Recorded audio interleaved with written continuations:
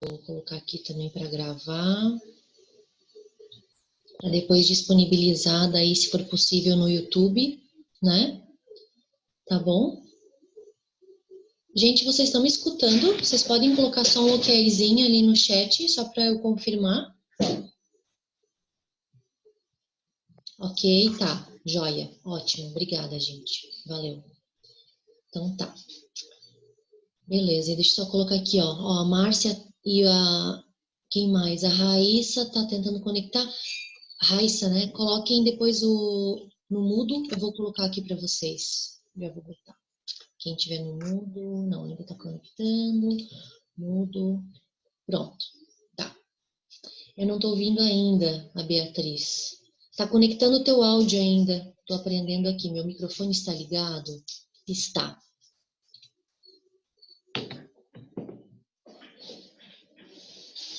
Acho que agora deu. Beleza. Tudo certo, gente? Então, assim, eu já vou falando só uns recadinhos iniciais para vocês. Eu recebi a maioria dos trabalhos já. Os trabalhos não, né? Do relatório, da resenha que vocês colocaram. Já respondi a todos por e-mail, a não ser que agora na última hora alguém ainda me mandou. Aí eu não deu tempo ainda de olhar, contabilizar, avaliar e responder. Mas vou mandando dessa forma. Todo mundo fez um trabalho bem legal, né? Deu para perceber que alguns focaram mais no texto, outros focaram mais no vídeo, mas acho que o texto, o vídeo e a aula da semana passada casou legal, né? Para conseguir entender, né, a escola positivista. Opa, agora que eu consegui conectar o meu fone, mas acho que já estava indo, né? Estava indo pelo áudio do próprio computador. Bom, gente, a ideia dessa semana, tá? É a gente falar sobre as teorias sociológicas. A gente não considera as teorias sociológicas como uma escola, porque dentro da teoria sociológica há várias teorias. Desculpa, dentro da teoria sociológica existem várias escolas. A principal escola que a gente vai ver aqui é a escola que a gente conhece como a escola de Chicago, né? Que é realmente lá da cidade de Chicago, nos Estados Unidos, e que tem várias fases dentro dessa escola. Na verdade, é uma universidade, né? A Universidade de Chicago, mas que ficou conhecida como essa ideia de escola, né? E ela vai desenvolver bastante pesquisa sobre o estudo do crime, tá? Então, bom, além disso, gente, se vocês quiserem abrir, tá? Eu tô aqui com o meu tabletzinho, quem quiser abrir, eu já mandei o PowerPoint, deixa eu só ver se tá todo mundo no mute. Elisa, vou te botar no mute também, tá? No mudo. Agora a Beatriz também entrou, parece. Tá, beleza. Quem quiser então abrir esse PowerPoint, eu deixei disponível lá no material de apoio, tá, gente? Podem pegar lá, que tá bem tranquilo. Bom, vamos começar então com essa questão. A teoria sociológica, além dessa escola de Chicago, que tem como principal, né, iniciador dessas pesquisas a respeito do crime, ela também é o comecinho do que a gente chama como as teorias da criminologia crítica. Eu tenho certeza que vocês todos já devem ter ouvido falar, né, dessa perspectiva crítica, né? Vou colocar aqui também silencioso a Giovana, tá? Conforme vocês vão entrando, eu já vou ajudando vocês para botar no mudo, senão fica muito barulho do fundo da casa de vocês, ou onde vocês estiverem, enfim.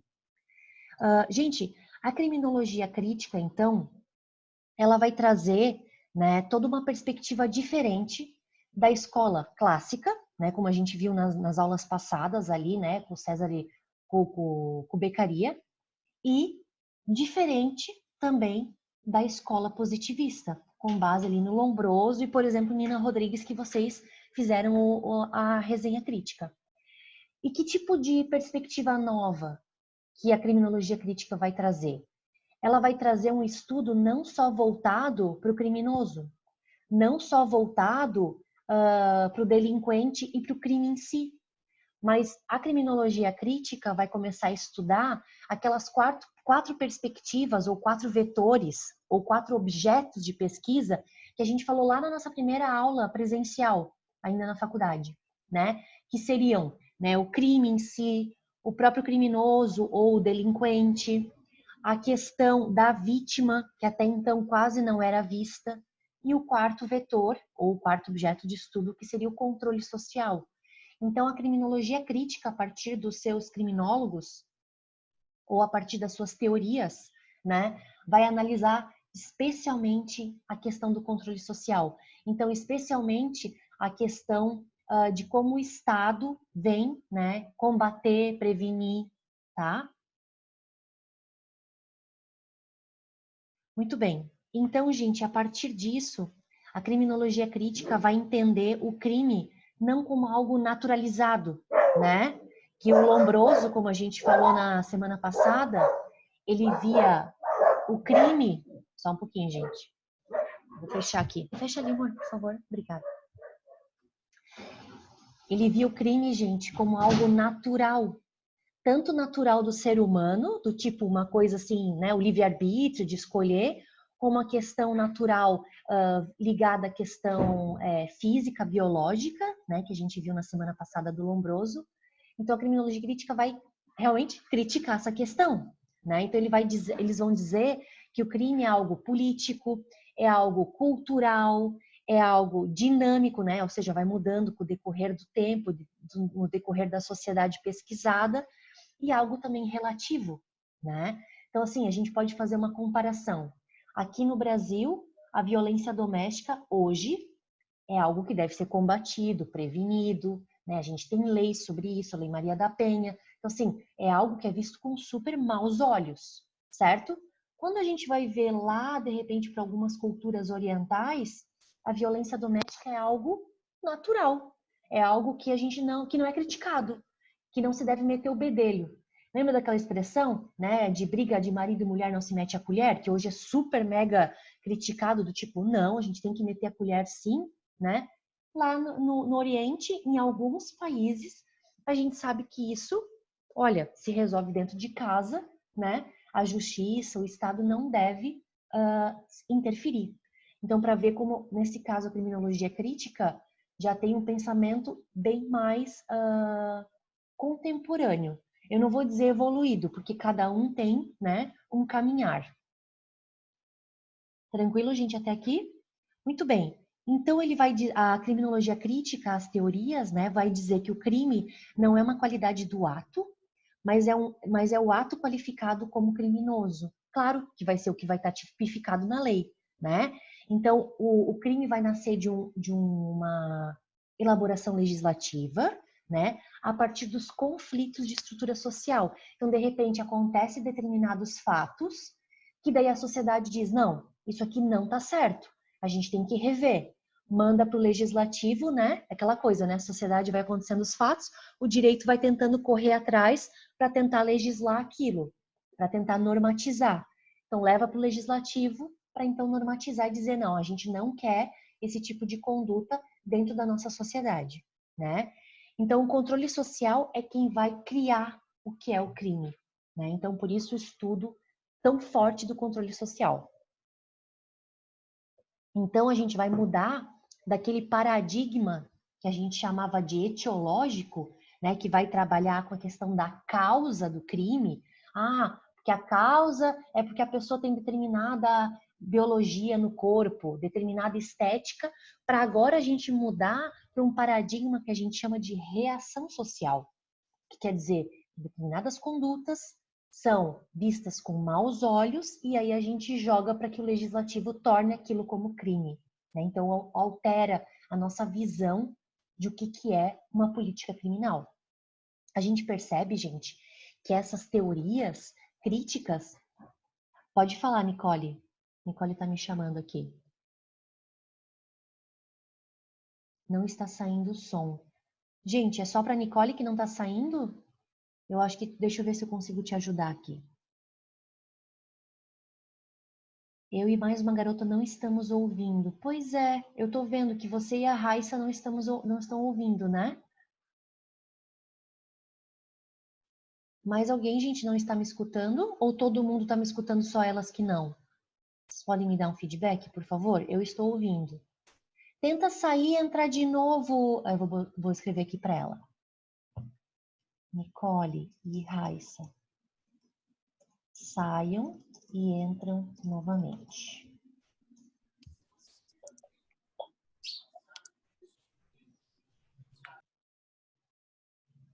Tem uma configuração de áudio. Isso, gente, tem a configuração de áudio ali. Exatamente.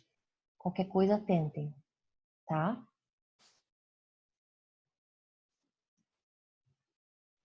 Bom, eu vou continuar adiante, tá, gente? Qualquer coisa também depois. Isso, parte de um paradigma etiológico. Eu vou escrever aqui.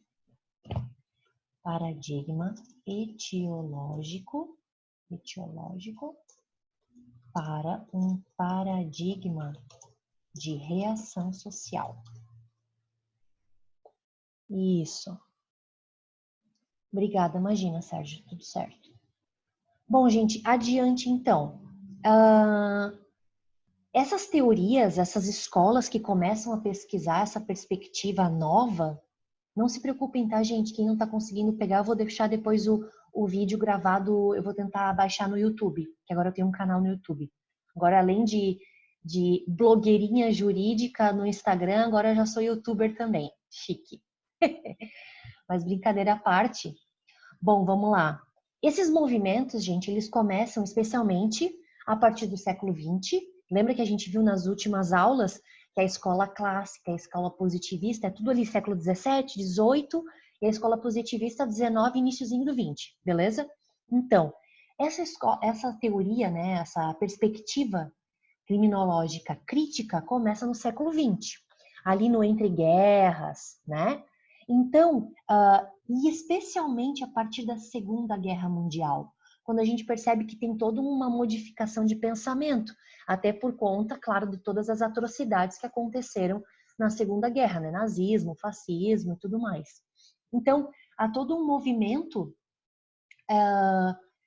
pacifista, um movimento de busca de direitos civis, né? Um movimento de direitos, de movimentos feministas, desculpa, conquista a questão de gênero, a mulher começa a trabalhar. Vocês conseguem perceber que essas teorias que vão estudar o crime também estão ligadas às teorias dos direitos humanos, né? Tudo isso está atrelado, gente. Deixa eu ir colocando vocês aqui no mute, quem está entrando. Tá, mas por enquanto não consigo modificar. Muito bem. Então, essas teorias vão modificar até mesmo uma perspectiva de olhar o mundo, né? De visualizar e estudar. Então, muitas escolas, universidades, faculdades vão mudando a perspectiva de estudo, né? E essa perspectiva de estudo, a gente começa também a ver sobre um viés marxista, tá, gente? Então, assim, adiante, né? Essa escola crítica ou essas perspectivas críticas, elas também são chamadas de escolas ecléticas. Por quê, gente? Porque a gente pode dizer que a criminologia crítica, ela na verdade não pode ser vista no singular, a criminologia crítica. Ela deve ser vista na mesma perspectiva que as criminologia, que os movimentos feministas, então no plural. Então, criminologias críticas, tá? E aí, as perspectivas vistas são ecléticas, né? São bastante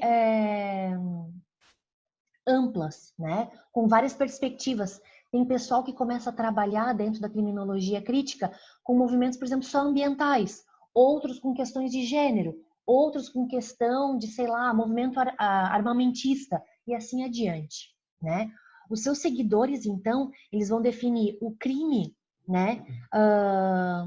Sim, conforme a questão da escola positivista, ou então vão fazer um estudo ou crítica da escola clássica, mas tudo criticando essas escolas, inovando, tentando superar essas duas escolas que eram preponderantes até agora, né? E eles vão ver que o delito, sim, é um ato humano, claro, mas que existe, né, uma atuação voluntária, né, que vai transcender ali o mundo exterior. Ou seja, claro, se a pessoa fica só com o crime dentro da sua própria cabeça, né, e não faz nada, é diferente daqueles filmes, né, Minority Report, que a gente vai tentar superar isso. Ah, de repente eu não gosto, sei lá, da minha sogra, não gosto do meu inimigo. Aqui dentro já matei ele, mas eu não fiz nada para isso, nem mesmo os atos preparatórios do crime, né? Então, claro, a gente tem toda essa questão de trabalhar o que a gente externaliza a partir aqui da parte mental, né? O delito também, para a escola crítica, né, as teorias críticas, é um ato contrário ao direito, né? É um ato formal, né? Que vai atacar um mandamento proibitivo que está lá na lei descrito, ou seja, uma questão, né, que está tipificada na lei e que materialmente vai gerar uma lesão ou um perigo. Gente, quando a gente vai abrir lá o nosso código, né, trazendo agora para a nossa realidade, mas que isso se reflete em todas as sociedades que têm código penal. Como que a gente vê a questão do código? A gente não vê uma questão lá dos bens tutelados, protegidos? Direito à vida, né?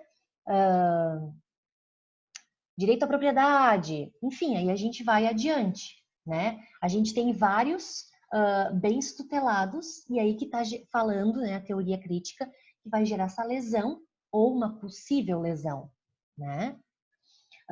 E o delito é considerado pela teoria crítica como um ato culpável. Claro, aí vai gerar a pena, né? A punição, tá? Tudo bem, gente, até aqui? Podemos ir adiante? Tranquilo? Só me deem um joinha para ver se vocês estão me escutando e me vendo bem. Está tudo bem? Beleza. Certo, gente. Valeu, obrigada. Muito bem. A gente vai começar a trabalhar agora alguns... Eu tô aqui, tá, gente? Na fotinha aqui do Durkheim, só para vocês irem acompanhando, quem quiser, né? Algumas perspectivas das teorias críticas, tá?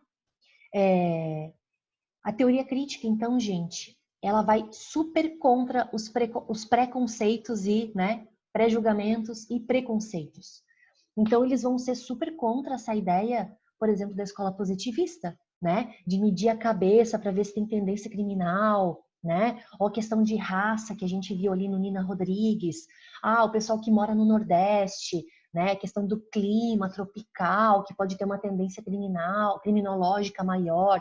Eles são super contra essas tendências, né? Por isso que eles têm um viés marxista. E, gente, na origem do viés marxista, lá do Karl Marx e do Engels mesmo, né? Eles vão criticar tudo que está imposto até então. Criticar o posicionamento do Estado, né? Todas essas questões, tá? Então, vai perceber o direito penal como uma reação social. Aconteceu uma conduta, a sociedade ali não gosta daquela conduta, né? É criticado, é vista com maus olhos, vamos reagir, vamos incriminar, né? Vamos criminalizar aquela conduta, né? Então, o poder e a violência institucional vai ser estudada porque ela vai incidir sobre esses delinquentes. E a criminologia crítica vai trabalhar com a ideia dos desviantes, tá? É uma expressão, eu vou botar aqui para vocês, tá, gente? É uma expressão super mega importante para a gente ver a partir de agora, tá? Lembra que eu falei no comecinho da aula da escola sociológica lá da escola de Chicago? Eles que criam essa categoria analítica de desviante, de desvio. Eles entendem que o desvio é a prática do crime. Mas, cuidado, essa ideia do desvio não é só, tá, para a prática de crime. É também, por exemplo, uma determinada sociedade não vê com maus olhos, não é crime, não vê com maus olhos gays, homossexuais, né, lésbicas, enfim, chame como quiser, né? Vamos botar a categoria que for. Eu estou dizendo lá naquele tempo de como que se chamava, né? Hoje a gente chama mais como público LGBTQI+, enfim, né? Que tem todas aquelas categorias. Não são vistos com bons olhos, ou seja, puro preconceito. Não é crime. Eles são chamados também de desviantes. Por quê? Porque o que a sociedade considera como normal, seriam casais ou pessoas heterossexuais. Aí vem esse público com essa nova perspectiva sexual, de afetividade, de construção até mesmo de família ou da sua sexualidade. Eles são vistos como desviantes. Conseguiram compreender a diferença? Então, assim, a questão dos desviantes não é só a questão criminal, é até mesmo o que é visto com maus olhos pela sociedade, tá? Muito bem, gente. Um cara que vai, assim, mudar a perspectiva, né, do estudo desses desviantes e tal, é o Durkheim, que vai fazer uma pesquisa. Eu tenho certeza que talvez os professores lá de teoria do Estado, ciência política, tenham falado dele. Talvez a professora Denise, o professor Paulo, não sei com quem que vocês tenham visto. Os delinquentes têm alguma expressão, assim como os desviantes? Como assim, Tiago, os delinquentes têm alguma expressão? Acho que eu não entendi a pergunta. Alguma categoria analítica? Tendo em vista que não seriam delinquentes? Ah, tá. Os delinquentes têm alguma expressão assim como os desviantes, tendo em vista que não seriam delinquentes? Tá, acho que eu entendi o que tu quis dizer. Vamos ver, vamos reformular. Os desviantes é uma categoria analítica ampla, tá? Que vai colocar ali dentro. Tá, aham.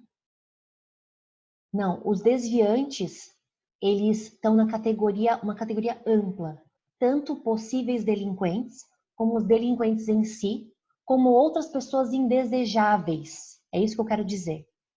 Beleza, essa é uma categoria ampla. E enquanto que os delinquentes está dentro dessa categoria de delinquente, mas não necessariamente todo desviante é delinquente. Mas todo delinquente é desviante. Entendeu agora? Então, isso, perfeito, então. É uma categoria mais ampla, né?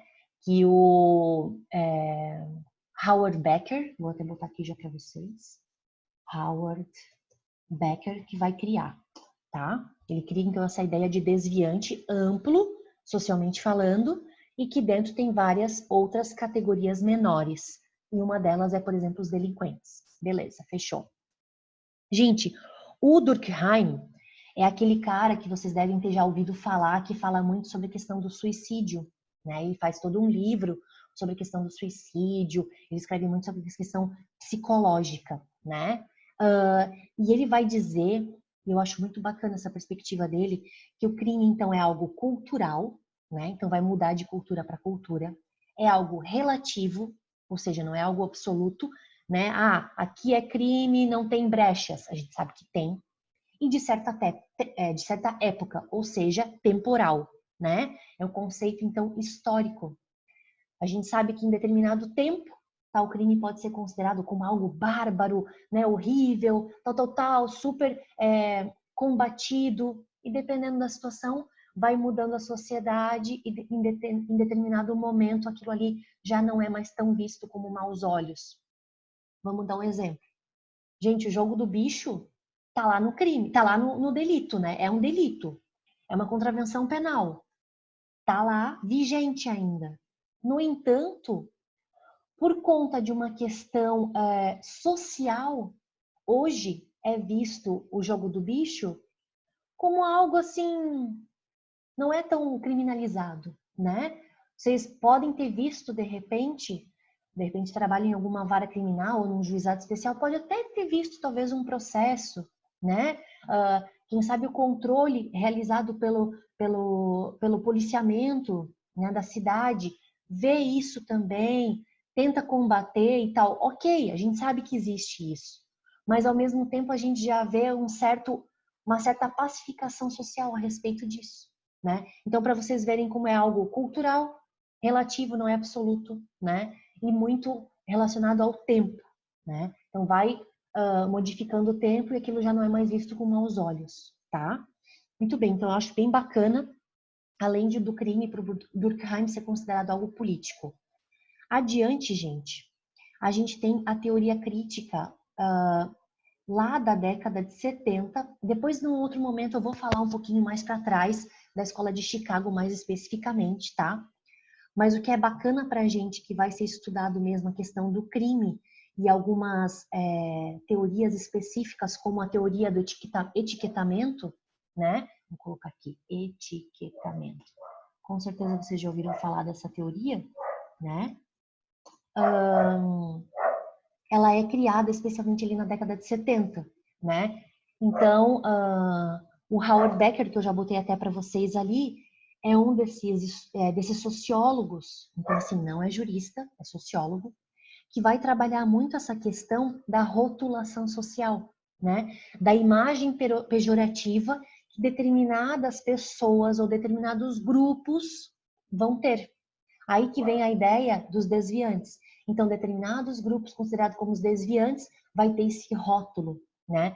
Um exemplo, né, que a gente pode trabalhar.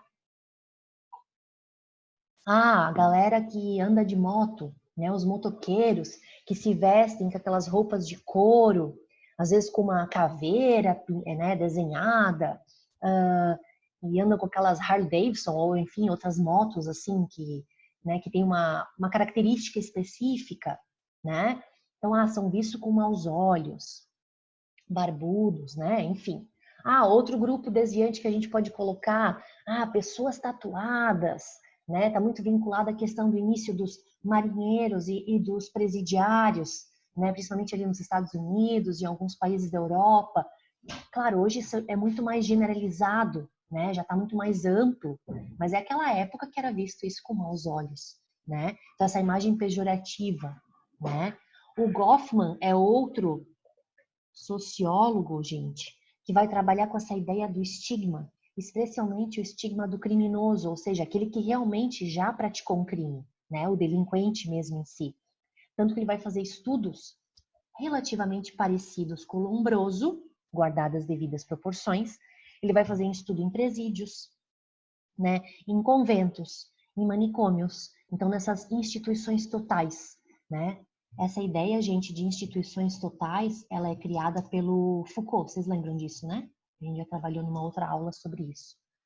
Então, ele vai trabalhar, o Goffman vai retomar e trabalhar nessa mesma época do Foucault, né? O Foucault publicou ali também década de 70, 80, é tudo na mesma época, só que o Foucault é lá na França e o Becker e o Goffman é nos Estados Unidos, né? Então é outra realidade territorial, pelo menos.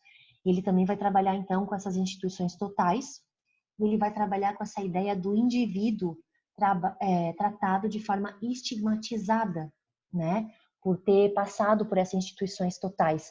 Meio que como se levasse um carimbaço na cara. Tô brincando, né? Tô fazendo só uma metáfora aqui boba. Um carimbaço do tipo ex-presidiário, louco, né? Enfim, ou levado para o convento à força. Esse tipo de estigma, né? O Zaffaroni, que daí já é mais com uma perspectiva jurídica, nessa época também começa a escrever, claro que não assim, né, gente?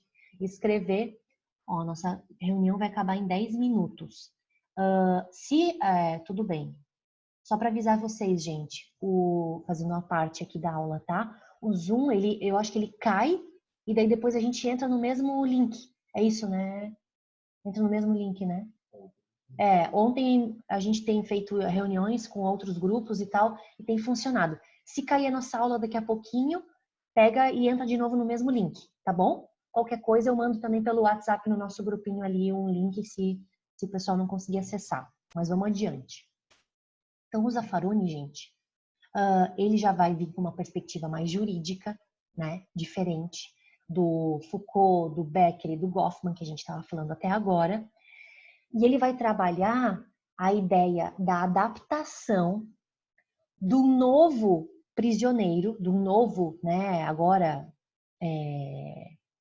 do novo encarcerado, quando ele nunca foi para o cárcere, é a primeira vez. Então, a adaptação da vida livre para a vida dentro do cárcere.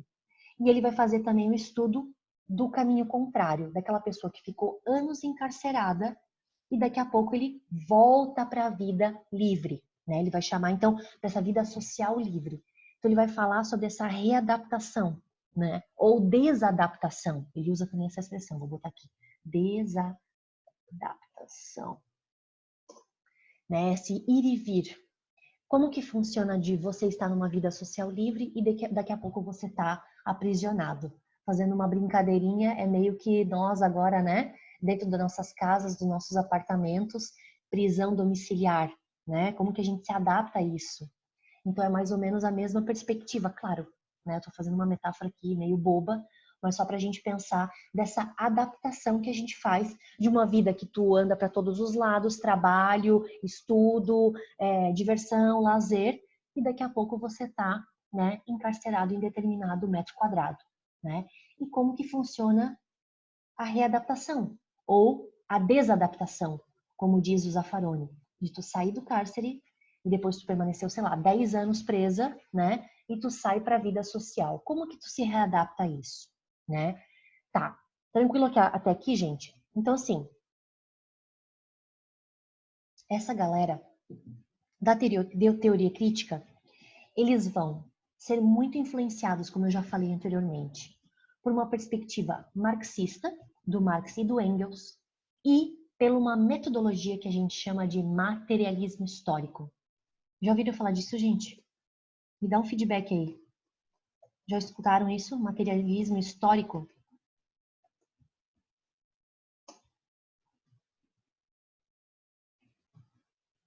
Tá. Sim, exatamente, Sérgio. Depois do nosso retorno ao normal, né? Como que vai ser isso, né? A gente voltar a trabalhar, estudar, circular para lá e para cá, nossa vida normal, exatamente. A gente vai passar por essa desadaptação, né? Bom, gente, essa expressão de materialismo histórico também tem uma perspectiva ou uma outra perspectiva que eles chamam de materialismo histórico dialético. Funciona da seguinte forma: todo esse pessoal ali na década de 70, 80, né? No pós-guerra, já logo depois, né? Também 50, 60, 70, 80. Todos esses 40 anos ali de estudo, né? Da teoria crítica ou das teorias críticas, eles começam a criar uma nova metodologia de estudo da sociedade. Um novo método de estudo da economia. Um novo método de estudo da história até em si, né? Então, o que é o materialismo histórico dialético? Eles misturam o sujeito e o objeto. Ou seja, até então se fazia muito estudos, vamos dizer assim, prezando por uma racionalidade, do tipo assim, vou estudar esse copo, eu não posso me misturar com esse copo. Eu estou fazendo um exagero aqui, tá? Não posso me misturar. Então, eu sou o sujeito, o pesquisador que estou estudando, e o copo é o meu objeto de estudo. As pessoas até então, né, racionalmente falando, estudavam os objetos muito sob uma perspectiva não, como é que eu posso dizer, de grupos sociais. Estudavam muito questões materiais. E eles começam a alterar isso para estudar realmente grupos sociais, né? Perspectivas sociais. Como que era antes da guerra, como é depois da guerra. Então, uma perspectiva histórica, o antes e o depois. O que as pessoas que passaram pela guerra sentiram, sofreram? Vamos entrevistar essas pessoas. Começar a se fazer história oral. Não existia isso, gente. Pra gente pensar isso, parece, meu, que coisa mais idiota, mas é óbvio que se pesquisa dessa forma. Mas é que hoje já é uma coisa espraiada, né? Já é uma coisa super como é que eu posso dizer assim? Todo mundo já faz isso, né? Já é uma coisa majoritária. Poucas pessoas estudam aquela coisa individualizada, né? Pensando sobre uma perspectiva social, histórica, econômica, né? Jurídica.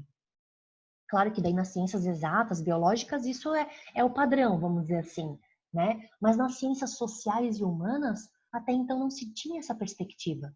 E é realmente com a influência do Marx e do Engels que vai trazer essa perspectiva do materialismo histórico dialético. Então, essa dialeticidade vai ser de eu, pesquisadora, me misturar com meus objetos de pesquisa, mas que agora não são mais objetos, são também sujeitos. Entende o que eu quero dizer? Então, é mais ou menos uma nova visão de metodologia científica, que essa teoria vai trazer. Por isso que eles vão pesquisar em manicômios, de novo, né? Em presídios, em instituições totais, né? Delegacias, enfim, ou mesmo esses grupos desviantes, como eu falei para vocês. Vamos fazer pesquisa com mulheres que trabalham, né? Também pode ser considerado, de repente, naquela época, como um grupo desviante, tá? Em quais anos isso começou? Em que anos começou essas pesquisas? Tiago, começou especialmente depois da Segunda Guerra Mundial, tá? Especialmente depois da Segunda Guerra Mundial. Antes disso, a gente tinha outras perspectivas de pesquisa, como eu falei, com distanciamento. Um cara que mudou bastante uma perspectiva daí brasileira, deixa eu lembrar do nome dele. Ai, putz, esqueci o nome dele, mas eu vou mandar o nosso trabalhinho dessa semana, a nossa resenha. E, gente, podem fazer uma resenha bem menor, tá? Fiquem tranquilos, não precisam escrever. Teve gente que escreveu 3, 4 páginas, maravilhoso. Tipo, eu, né, adorei. Mas não há necessidade, tá? A exigência realmente é ali 10 linhas, uma página no máximo, não precisa mais do que isso. Eu vou mandar, tô tentando lembrar aqui o nome dele, mas não consigo lembrar agora. Enfim, é um antropólogo brasileiro que ele vai fazer uma pesquisa no Rio de Janeiro e ele era super elite, sim, elite brasileira. Elite tanto no sentido intelectual como no sentido financeiro. E ele vai começar a fazer algumas pesquisas indo em festas de grupos elitizados. Então ele vai trabalhar com a questão do uso de drogas pela elite brasileira, tipo cocaína, LSD, né? Então ele entra para dentro desses grupos e ele realmente né? Não deixa de ser parte desses grupos. Então tá entendendo como eles misturam o próprio pesquisador com os sujeitos pesquisados. Tem uma outra perspectiva que depois mais para frente que vai se intitular como pesquisa de etnografia. Vou botar aqui, tá, gente? Etnografia. Etnografia, né? Pesquisa etnográfica também chamada, né? Ou metodologia etnográfica, que é bem essa perspectiva de você, como pesquisador, se misturar, né? Com os teus sujeitos ou objetos pesquisados, tá? Eu sei que, de repente, alguns de vocês tenham feito algumas pesquisas de realmente entrar, né, para dentro desses objetos pesquisados. Vocês não deixaram de fazer uma certa, né, leve pesquisa etnográfica, ou seja, com base nesse materialismo histórico dialético, tá? Tranquilo até aqui, gente? Não sei, daqui a pouquinho já vai acabar a nossa aulinha. Vamos ver se vai cair ou não, né? Tô agoniada para ver se vai cair ou não vai cair. Mas vamos ver.